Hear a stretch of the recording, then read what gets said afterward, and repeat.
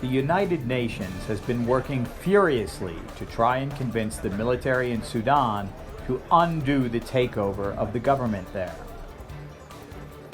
Monday, the armed forces detained civilian government officials and declared a national emergency. They also dissolved the transitional cabinet and the Sudan Sovereign Council.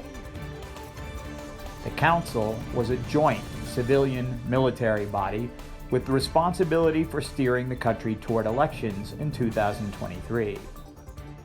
General Abdel Fattah al-Burhan, the coup leader, also suspended articles of the Constitution.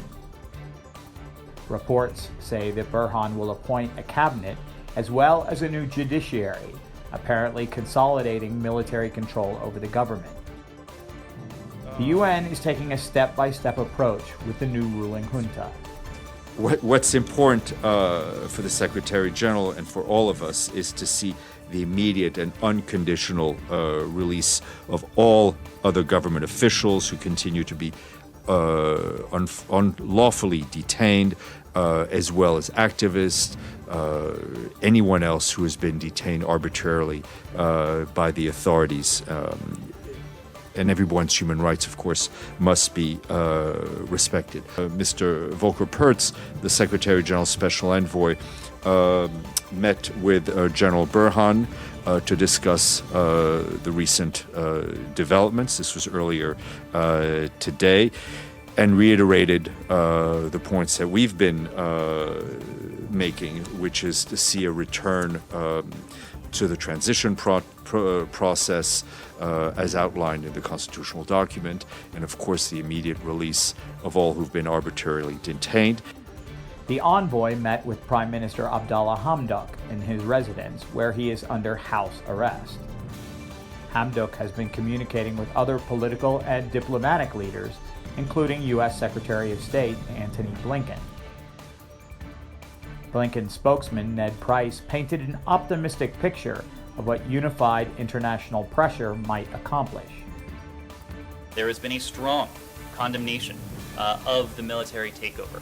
There has been a call, a broad, unified call for a restoration of the civilian-led transitional government. There has been a call by many countries and international organizations for those detained, including Prime Minister Hamdok, Minister of Religious Affairs Mafari, and others from the civilian government who have been detained, for them to be released. And of course, a strong, universal call for the military to refrain from violence against peaceful protesters, seeking nothing more than the restoration of their democratic aspirations. Other nations, particularly Sudan's neighbors, have issued statements with their own ideas about Sudan's situation.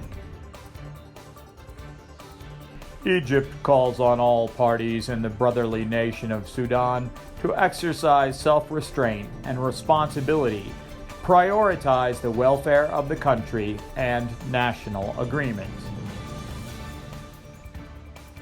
Ethiopia reiterates the need for the respect of the sovereign aspirations of the people of the Sudan and the non-interference of external actors in the internal affairs of the Sudan. It calls for restraint, calm, de-escalation, and to preserve all the political and economic gains that have been achieved, and all that aims to protect the unity of the ranks among all political components in brotherly Sudan. ADN TV will continue to report on political developments in Sudan and throughout Africa.